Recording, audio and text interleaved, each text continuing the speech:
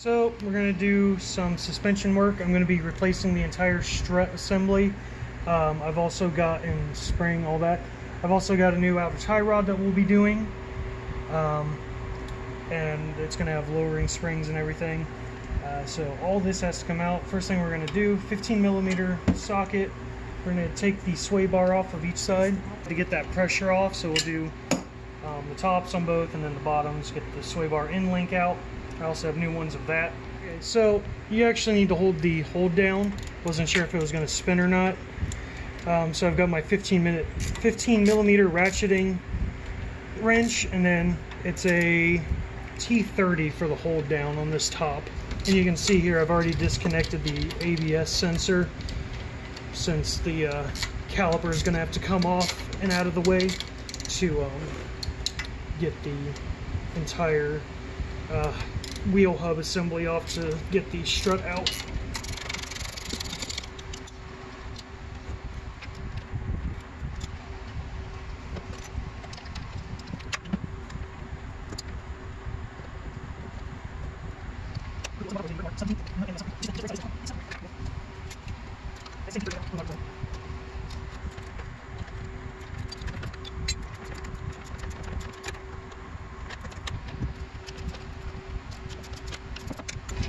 And then it just comes out. So now we'll do the exact same thing on the other side.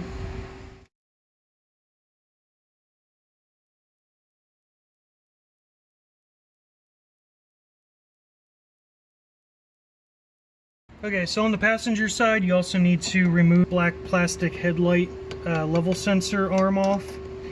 10mm socket for the nut, and then I've just got a 7/16 that goes on. There's little flat spots on a hold down on the other side of the bracket.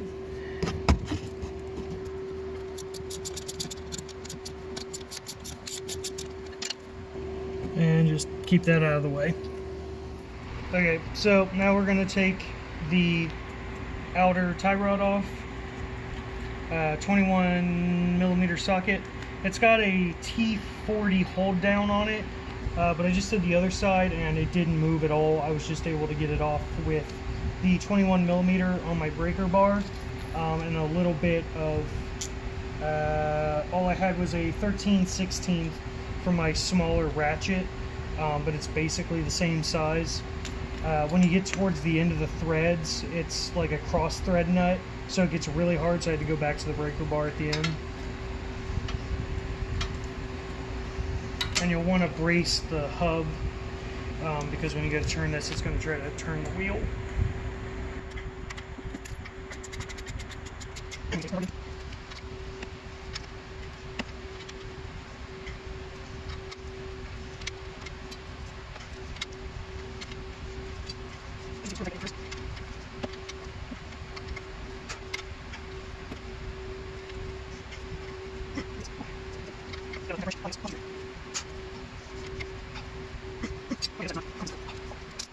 That was a huge ordeal getting these put together because they did not seem to be right. If you look at it like this, you can see how it's sloping down. On the ones that came off, it's pretty much perfectly flat, and the center is also not like centered. So I'm not sure what that's about, but I got the other side in, and when I tightened down the nuts, not all the way yet because you have to wait to get the tires on to do that, it straightened it up, and everything seems to fit fine. So hopefully when I go get in alignment, everything will be good. But anyway, when you're putting this assembly together, if you're getting different springs and stuff, so make sure you have the two notches here lined up, and then they are in the center line with the post down here at the bottom. The Volvo ones, it's like a flat bit. It's not raised out like this. Move your hand. But you'll see that on the ones you take off. To get these out without taking the axle and ball joint off and completely basically taking the hub off, which was my original plan, but I got the wrong ball joint separator. It's hard to get the right one for these cars. A 19mm will not fit. You pretty much have to have someone stand on the hub and push it down as far as possible. For getting it out leave one or maybe two of the bolts in the top so that the hub pulls down off of the bottom of the strut. Oh, hold on, go up. Okay. Now go. There it goes.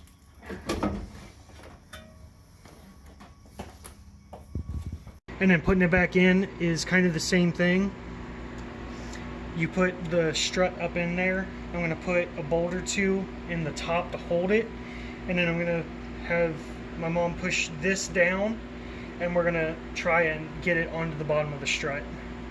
It's been a huge pain. If you can somehow get the ball joint apart, I would do it that way. So if you get someone, again, to step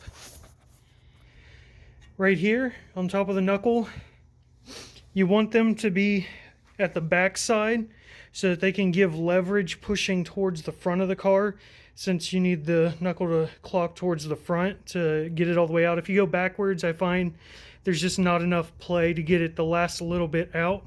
But if you go forward, it'll come out just barely.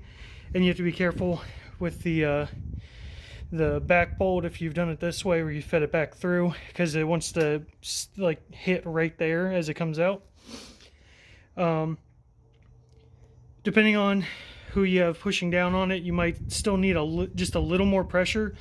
So as you can see, I have my crowbar here with the little SOTC tool, and I just have the other end against the bracket, or the rear bushing of the lower control arm, and then I just have to push down on this end just a little bit just to get it that last tiny bit out.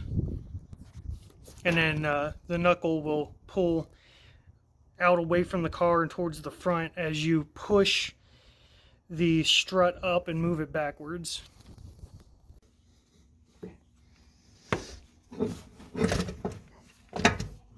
And let go up. Okay, so got this side done. Way easier than the other side.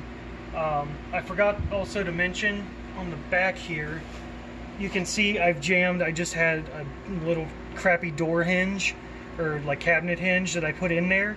And then I used the bolt that usually comes in through this side, because the threading is on the back side.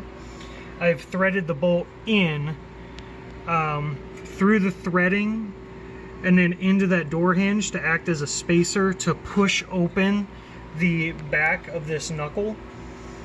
So you need to do that to be able to get this in and out, because it's way too tight without doing that. But anyway, so to get this back in significantly easier, and it may have even come out easier, was instead of the hub going towards the rear of the car and breaking apart sort of like that, we came in with it towards the front like this. So this part here was clocked forward, and then push it as far down as you can, and then rotate it into the bottom of the strut.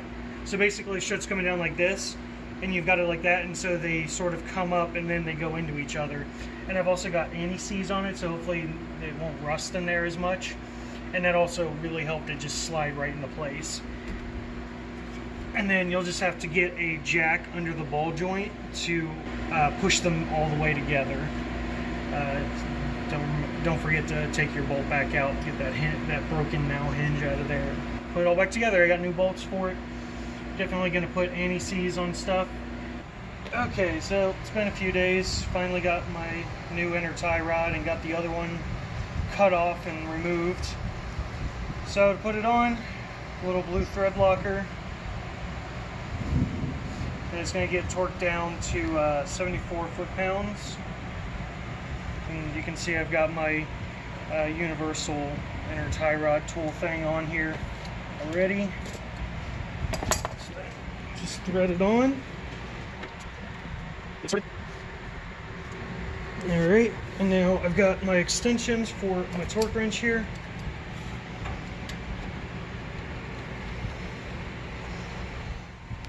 Okay, so I got this on and torqued down to 74 foot-pounds. Just make sure that if you were using that universal type clamp, this guy, you tighten it down really tight because it'll slide on these. There's not a whole lot of flat or anything for the teeth to grip into. I did try one of the loaner tools that's like the tube that slides on, and it just would not catch on it. So probably just pick up that and use that. So now I'm going to put the boot back on, the new one. I'm going to try and crush the clamp bit here. I don't have the right tool, but I'm just going to see if I can get pliers in there. If not, I've got some zip ties. So it just slides on,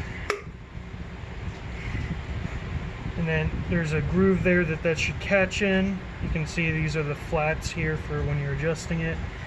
Now to make this easier, I'm going to push, so I'm turning the wheel, and make this a bit shorter so I don't have to stretch the boot as much to get it on. And then you just got to get the back part of the boot onto the steering rack. It also has a little like groove that it wants to sit in.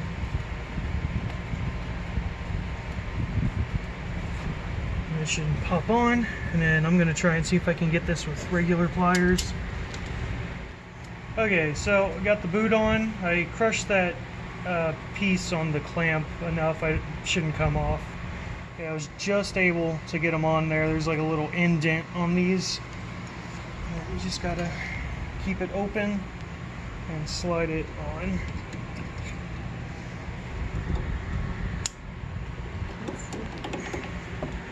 And then you gotta get it over the lip of the boot, which I don't know if I can get these open enough to do it. Oh, there it goes. And now it's on there. It's not coming off. Alright, now we're gonna go ahead and get the outer tie rod on. Since this was such an incredible pain, I am making sure to put anti-seize on all of this. I already did the other side when I got the outer tie rod off on that side.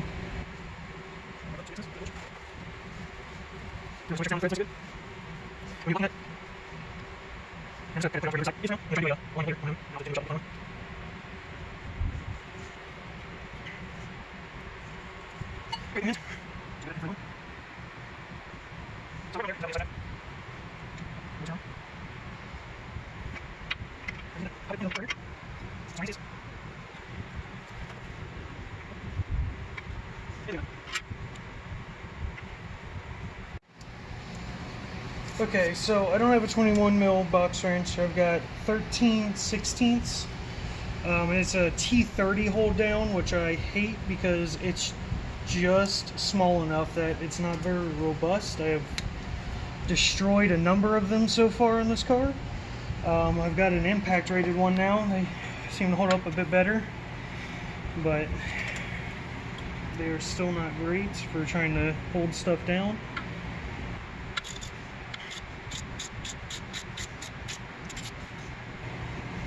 So you just need to get it super tight to a point where you shouldn't need to hold down anymore, which I'm just about there, it feels like. And then you can get your torque wrench on it. And like I said, 59 foot-pounds for this. There you go.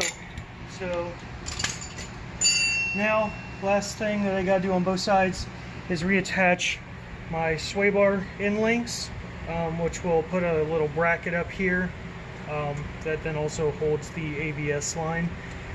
Now also with like my brake line for this setup, because it's a different strut, the holders seem to be in slightly different positions, so you may need to try and move these boots along the wire so that it gets to a point where it'll hold it correctly.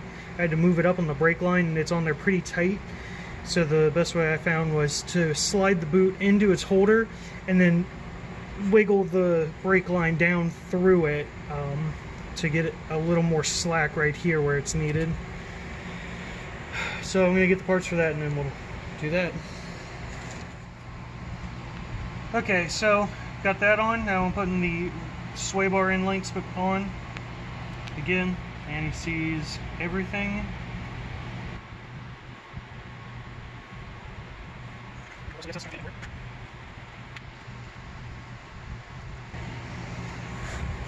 Okay, so just pop it on the bottom of the sway bar, get one of the new nuts.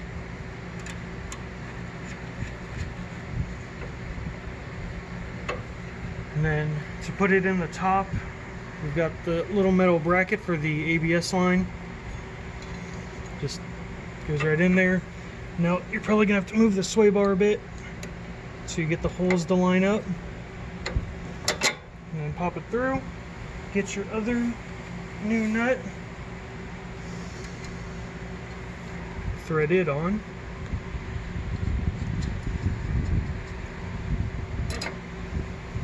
And now you need 15mm socket. Okay, so my phone battery is dying, but I got these two tightened down, so now the bottom goes to 52 foot-pounds and the top is 41 foot-pounds.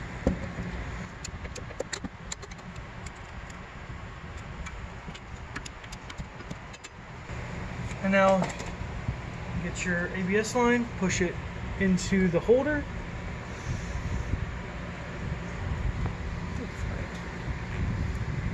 Mine kind of slid a little bit in the boot. Let's give it a quick turn, make sure everything looks good.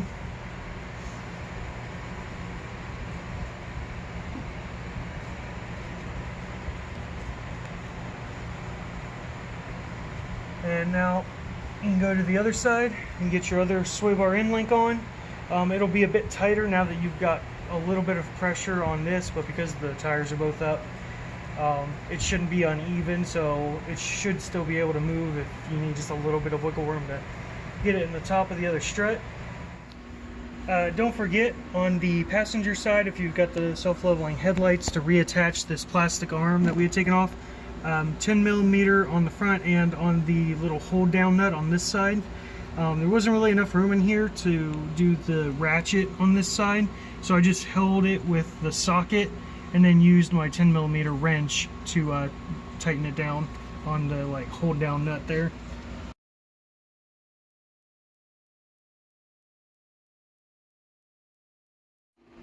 Okay, so we moved on to the back. I already went ahead. This is a 13mm nut on the top for the sway bar end link. I already took that apart. I've already done the other side, so we're just doing this side. So it's a 13mm on top, and then it's a 15mm for the bottom. Okay, so I've got a little janky. We got a 15mm pass-through socket and a T30 for the hold down.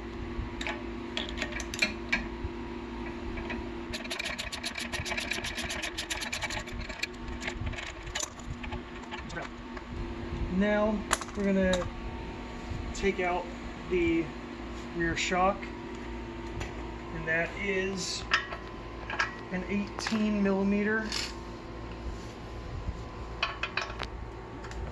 And the head is on the back side.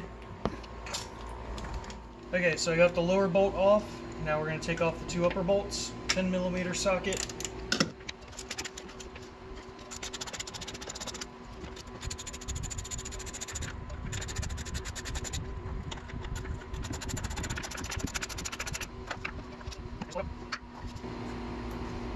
Next part is getting the spring out.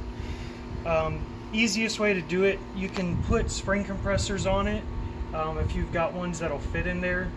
The ones that I got loaned for doing the front work don't fit in there well enough to really squeeze it down evenly. If you could do that, you can just pull the whole thing up and out.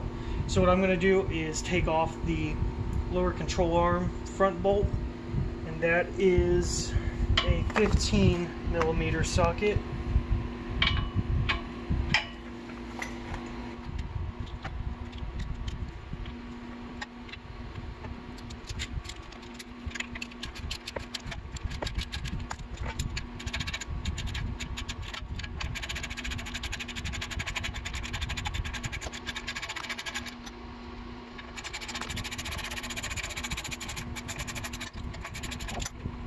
Okay, so we got that bolt out, so now we just need to give the lower control arm a couple whacks just to get it out because it's kind of stuck in there. Watch your face.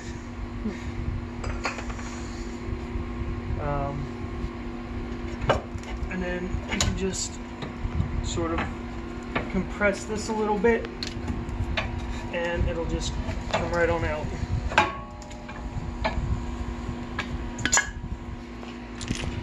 I'm going to be reusing my bump stop, so just remember the direction that was in there. I've got new upper and lower spring seats that I'm going to be putting in to get the old one out, and there's probably going to be a lot of dust in here, just like that.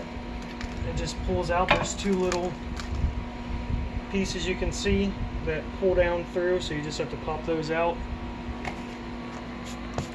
I'm going to go ahead and clean out in there and then I'll be back. Okay, so I got my new spring, I've got my upper spring seat and my old bump stop. So you can see there's like a divot there where it matches up to the top of the spring. Just make sure that that's aligned when you put it on. I think this piece can go either direction, but I'm just going to put it back exactly how it came out. So that means it'll be about like that. And then when you go to put the spring in, there's a divot part as well for the bottom of the spring, so just make sure those line up, and then the whole thing will just come up and mate to the top.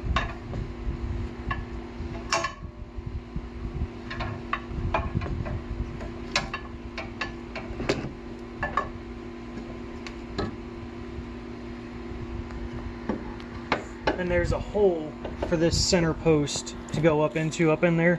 And then you can just leave it like that until we go later and put this back together at the bottom. Okay, so for my setup, I've got these Bilstein, I think they're the B8s for the rear shocks and front as well. They've got a thicker stud on them. So with, at least for my model, the 2-liter engine variant, the chassis has a much smaller rear shock, so the hole is too small. Now, I'm not sure if you bought the 3-liter engine, so what would be for the R Design and Polestar, if their mounts are different. I think there is a different part number for those, so it may have a larger center hole that could fit these from factory. But for mine, I'm just going to have to drill it out with a drill here. So it's just an aluminum plate, so it's real easy. Just make it big enough for this to slide through, and then we'll all be back. Okay, so I went ahead and put the top mount onto the strut. I couldn't find any information on what the torque value for this top nut should be. I can find it for the 2 bolts here and for the bottom one.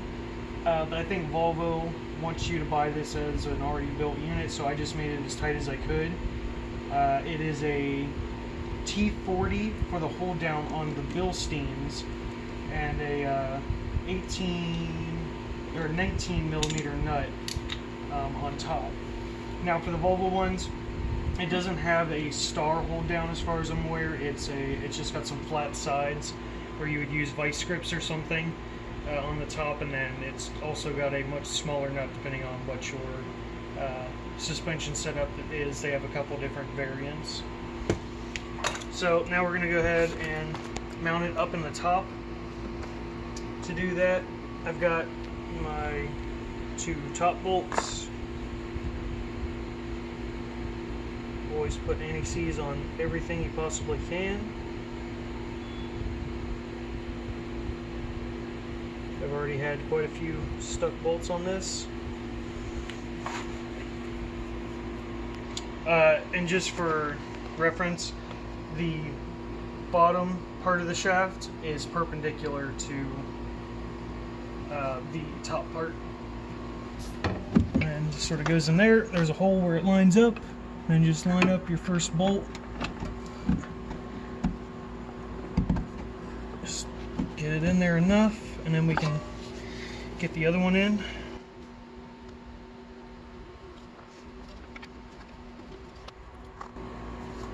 And again, these are 10 millimeter bolts, and they get tightened down to 22 foot-pounds.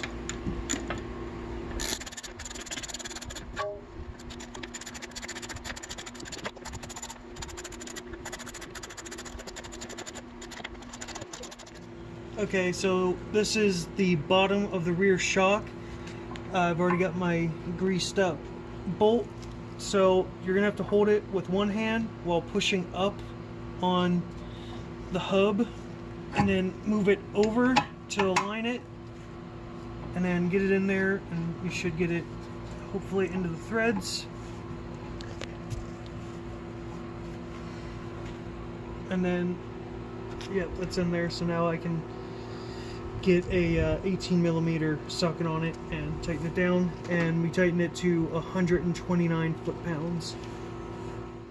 Quick side note, I just remembered, for the lower shock bolt, there are 3 different possible torque settings that you could use. It depends on your car.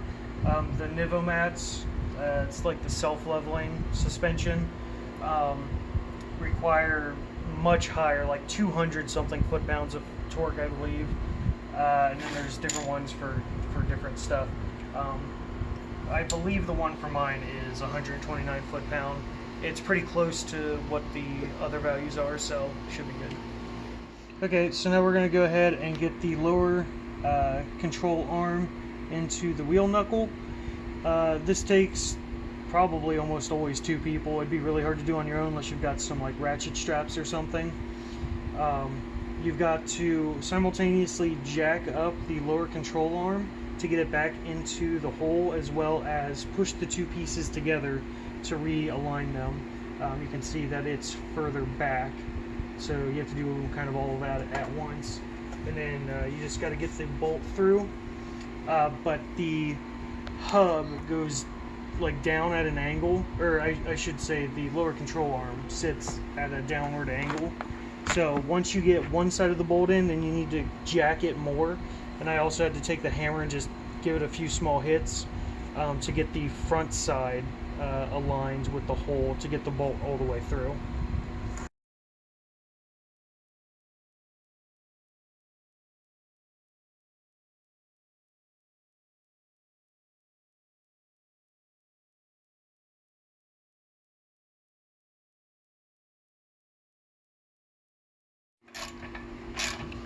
Okay, so 15mm socket to get this in.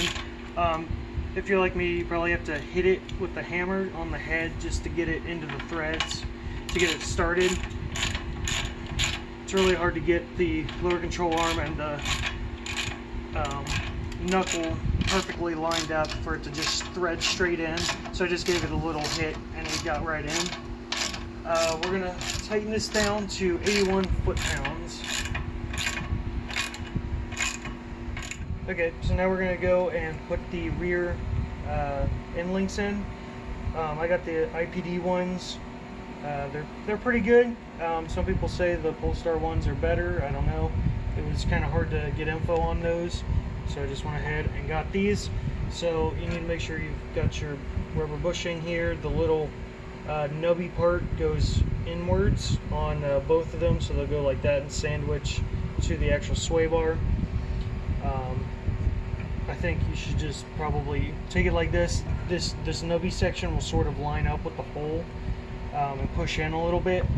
But get it in your sway bar, that way you get some leverage to help push the sway bar up to meet it into the hole on the knuckle.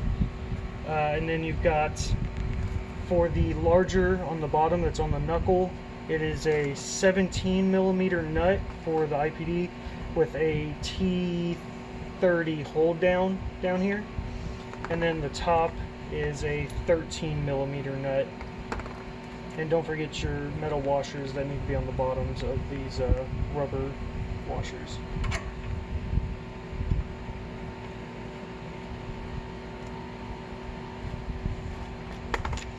The top nut gets torqued to the bottom is 41 foot-pounds and the top is 11 foot-pounds. But depending on how soft this rubber is with your new link, the 11 foot-pounds may just keep crushing it down way past where it needs to go.